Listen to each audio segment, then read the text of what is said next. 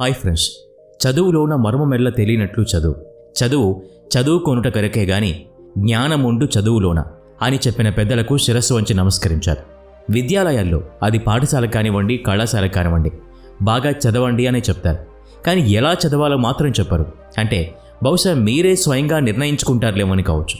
వేల మంది విద్యార్థుల్లో ఉన్న సమస్య ఏంటంటే చాలా కష్టపడి చదువుతారు, రాస్తారు, ఇంటి పని చేస్తారు. కానీ పరీక్ష అనే పేరుతో చదివిన విషయానికి సంబంధించి పరీక్ష పెట్టినా సరే రాయలేకపోతారు. ఎంతో బాగా చదివి పరీక్షలు రాద్దామని కొన్ని చిట్కాలు పాటిస్తూ చదువుతారు. నిజానికి అవి గొప్ప ఫలితాలనిచ్చేవి కాకపోవటం మూలంగా పరీక్షల్లో విజయం సాధించలేకపోతున్నారు. ఈ వీడియోలో శాస్త్రీయంగా నిరూపణ అయిన మంచి ప్రభావితమైన అభ్యాస సూత్రం, ఎక్కువసేపు జ్ఞాపకం ఉండేలా చదవటం గురించిన చిట్కా, తద్వారా పరీక్షల్లో నిలకడగా మంచి ఫలితాలు వచ్చేలా చదివే విధానం గురించి చెప్పుకుందాం. ముందుగా యాక్టివ్ రికాల్ గురించి తెలుసుకుందాం. చురుగ్గా జ్ఞాపకం చేసుకోగలిగేలా సాధన చేయటం గురించి చూద్దాం. ఇందుకు ఒక చిన్న ప్రశ్న. ఒక కరెన్సీ నోట్ని చూడకుండా దాని బొమ్మ గీయగలరా చెప్పండి? గీయలేకపోవచ్చు. అంటే మరలా చదవటం, అంటే పునశ్చరణ చేయటం మూలంగా ఫలితం ఉండదు. అత్యధికులు ఏం చేస్తున్నారో గమనించండి. తరగతిలో పాఠాలు వింటారు, ఇంటికి వెళ్తారు, పుస్తకాలు చదువుతారు, అలా చదువుతూనే ఉంటారు. అంటే చదివేది గుర్తుండేదాకా చదువుతూ ఉంటారు. అంటే ఊరకనే చదవటం, ఏమాత్రం శ్రమ పడకుండా జ్ఞానాన్ని గ్రహించడం. ఇది సరైన పద్ధతి కాదు. యాక్టివ్ రీకాల్ పద్ధతిలో మీరు చదివిన దాన్ని ఏ మేరకు అర్థం చేసుకున్నారో పరీక్షించుకుంటారు. దాని అర్థం ఏమిటో తెలుసా? మీ జ్ఞాపకాల నుండి ఆ చదివిన అంశాలని వెలికితీస్తారు. అది ఎలా జరుగుతుందంటే, చదువుతున్న విషయం గురించి గ్రహించవలసిందేముంది, నేర్చుకోదగ్గది ఏముంది అని మీరు గమనిస్తూ చదివినప్పుడు. మరి చదివేటప్పుడు ఏం చేయాలి, మీ మెదడుకు చురుకు ఎలా పుట్టించాలి, ఉద్దీపన కలిగించాలి, అది ఎలా చేయాలంటే చదివిన దాన్ని గురించిన ప్రశ్నలు మీకు మీరే వేసుకోవాలి. అప్పుడు జవాబులు గుర్తుపెట్టుకోవడం కోసం మెదడు ప్రయత్నాలు చేస్తుంది. అదే మీ మెదడుని ఉత్తేజితం చేస్తుంది. మీ మెదడు ఎంతగా శ్రమిస్తే అంతగా ఆ సమాచారం మీకు గుర్తుంటుంది. మీకు గుర్తు ఉండటం అంటే మీ మెదడులో అది నిక్షిప్తమై ఉందని అర్థం. మీరు కసరత్తులు చేసేటప్పుడు అధిక బరువులు ఎత్తినప్పుడే కదా మీ కండలు కడతాయి. అలాగే చదివేటప్పుడు ఎంతగా మీరు ప్రయత్నం చేస్తూ చదువుతారో అంతగా మీ మెదడులో జమ అవుతూ ఉంటుంది. అంతా బానే ఉంది, చదవాలి, గుర్తుంటుంది, అవసరమైనప్పుడు జ్ఞాపకం వస్తుందని చెప్తే సరా, ఎలా చదవాలో కూడా చెప్పాలిగా అంటారా? అక్కడికే వస్తూ ఉన్నా.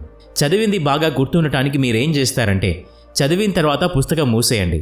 మూసేశారా? ఇప్పుడు చదివిన దాన్ని బాగా విశ్లేషించుకోండి. అది సరిగా ఉందా లేదా అన్నది పుస్తకంలో చూసి నిర్ధారించుకోండి. ఎక్కడన్నా ఏమైనా మర్చిపోతే ఆ భాగాన్ని మీ జ్ఞాపకంలో చేర్చుకోండి. షరా మామూలే. పుస్తకం మూసేసి మరోసారి విశ్లేషణ చేసుకోండి. ఈ పద్ధతి బాగుంది, కానీ అయిపోలేదు. మీరు చదివిందంతా సంపూర్ణంగా గుర్తుకు వచ్చేసినట్లేనా? కాకపోవచ్చు కదా. మరి ఏం చెయ్యాలో చూద్దాం.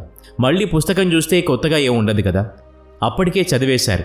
ఇప్పుడు కావాల్సింది బాగా జ్ఞాపకం ఉండటం, అది వెలుపలికి చెప్పగలగటం. ఈ చెప్పటం అనేది మరొకరికి చెప్పడం కావచ్చు, పరీక్షలో రాయటం కావచ్చు.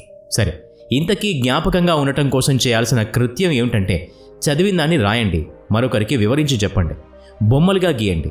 ఫ్లో చార్ట్స్ తెలుసుగా, అలా. ఇంకా ఆయా విషయాల్ని వివిధ అంశాలతో, గుర్తులతో జోడించుకొని గుర్తుపెట్టుకోండి. ఇదంతా ఒక చిత్రంలాగా ఉండాలి. తెలుసుగా, వేల మాటల్లో చెప్పలేనిది ఒక బొమ్మ గీసి చెప్పొచ్చు. పిక్టోరియల్ రిప్రజెంటేషన్ అనే మాట వినే ఉంటారు. రహదారుల మీద, రైలు మార్గాల్లో మీకు గుర్తులు ఉంటాయి, కానీ బారెడు వాక్యాలు రాసి పెట్టారు. బొమ్మ చూస్తూనే మనం ఎటు వెళ్ళాలి, అక్కడ ఏముంది, ఇలాంటివన్నీ తెలిసిపోతాయి. అదే చదువులోనూ పెట్టండి. వీటినే శాస్త్రీయంగా మైండ్ మ్యాప్స్ అంటారు. పత్రికల్లో గడులు నింపే అలవాటు ఉందా? నుడికట్టు అంటారు. అదేనండి, పజిల్స్ నింపే అలవాటు గురించి అడిగేది. ఒక పదం నుండి మరో పదం అడ్డం మాట దొరకగానే నిలువు మాట వచ్చేస్తుంది. అంటే ఇవన్నీ ఒకదానితో ఒకటే సంబంధం కలిగి ఉంటాయి కనుక. అప్పుడు ఏదైనా మర్చినా కానీ దానితో కలుసున్న వేరే అంశం చదవగానే లేదా గుర్తు చేసుకోగానే ఈ అంశం కూడా గుర్తుకొస్తుంది. యాక్టివ్ రికాల్ పద్ధతిలో విషయాన్ని గుర్తుపెట్టుకోవడానికి ఉన్న మరో పద్ధతి, పాత ప్రశ్నాపత్రాల్ని, మార్క్ టెస్ట్ పత్రాల్ని తీసుకొని వాటికి అచ్చం పరీక్షల్లో పాటించినట్టే సమయం పాటిస్తూ జవాబులు రాయాలి. ఇదంతా మీకు తెలిసిందే కావచ్చు, కానీ ఎప్పుడైనా చేశారా? ఇదెంత మంచి ఫలితాలను ఇస్తుందో స్వయంగా మీకు తెలుసా అని ఒక్కసారి మిమ్మల్ని మీరే ప్రశ్నించుకోండి. ఇది మెదడుకు వ్యాయామం. ఎంతగా వ్యాయామం చేస్తే అంత మేలు కదా. ఇప్పుడు కొద్ది రోజులు ఆగి మళ్ళీ అదే విషయం గుర్తు చేసుకోండి. బహుశా మీరు అయ్యో ఏం గుర్తు రావటం లేదే అనుకోవచ్చు. మళ్ళీ చదవాలా అని డీలా పడిపోతారు కావచ్చు. విద్యావేత్తలు ఏం చెప్తున్నారో తెలుసా? 99% విద్యార్థులు చేసే తప్పిదం ఏదని అంటున్నారు. ఏమిటా తప్పిదం? ఎలా దిద్దుకోవటం? మీరేం చేయాలంటే ఒక విషయాన్ని ఎంచుకొని దాన్ని గుర్తు చేసుకోవడానికి ప్రయత్నం చేయండి. మిమ్మల్ని మీరే ప్రశ్నించుకోండి. అప్పుడు పుస్తకం తీసి ఎక్కడ దారి తప్పారో, ఏది మర్చిపోయారో గమనించండి. ఇలా పదే పదే చేయటం మూలంగా తాత్కాలికంగానే జ్ఞాపకం ఉంటున్న విషయాలు దీర్ఘకాలం జ్ఞాపకం ఉంటాయి. ఈ యాక్టివ్ రీకాల్ పద్ధతికి మరో పద్ధతిని కూడా కలిపి పాటించండి. అదే ద స్పేస్డ్ రిపిటీషన్ టెక్నిక్. చాలామంది విద్యార్థులు రోజుల తరబడి చదివిన దాన్ని కొంతకాలం తర్వాత గుర్తు చేసుకుందామంటే గుర్తుండదు. ఎంతో కొంత మర్చిపోతూ ఉంటారు. మరిక గుర్తుండని విషయాల్ని ఎప్పటి నుండో చదవడం దేనికి? పరీక్షల సమయానికి జ్ఞాపకం రానప్పుడు. అంటే చదవటం మానేసి ఏకంగా పరీక్షల సమయంలో నిద్రాహారాలు మానేసి రేయింబవళ్ళు చదివేస్తారా? మరి చదవటం ఎందుకని అనుకుంటున్నారు, కానీ ఇలా ఎందుకు జరుగుతుందో ఆలోచన చేయాలి కదా. ఏమంటారు? ఇదిగో ఫర్గెటింగ్ కర్వ్. మళ్ళీ ఇదేంటని అనుకోకండి, దాని గురించే చెప్తూ ఉన్నాం. కాలం గడిచే కొద్దీ మనిషి మెదడు విషయాల్ని మర్చిపోతూ ఉంటుంది. సమయం గడిచే కొద్దీ ఈ మరుపు పరిమాణం ఎక్కువ అవుతుంది. కొంతకాలానికి జ్ఞాపకాలు మసకబారుతాయని అర్థం చేసుకోండి. ఇదే ఫర్గెటింగ్ కర్వ్ చెప్పే సిద్ధాంతం. మీరు చదివిన విషయాన్ని గుర్తు చేసుకునేటప్పుడు ఓ గంట తర్వాత 44% విషయమే గుర్తుంటుంది. ఒకరోజు గడిచేసరికి అది 33% దిగుతుంది. 2 దినాలకి 28% తగ్గుతుంది. అలా మెల్లగా తగ్గుతూ 31 రోజులకి 21% మాత్రమే జ్ఞాపకం ఉంటుంది. ఈ ఫర్గెటింగ్ కర్వ్ బారిన పడకుండా ఉండటం ఎలానో చూద్దాం. ఈ కర్వ్ని తెగొట్టాలి. అవును, ఎప్పటికప్పుడు వీలైనన్నిసార్లు ఆ వంపుని ముక్కలు చేయాలి. ఆ గీత ఎక్కడుందని అడగరుగా. మీరు చదివిన విషయాన్ని మరుసటి రోజు సరిచూసుకోండి. అంటే యాక్టివ్ రీకాల్ అన్నమాట. మళ్ళీ చెప్తున్నాం, రీడ్ కాదు, రివైజ్.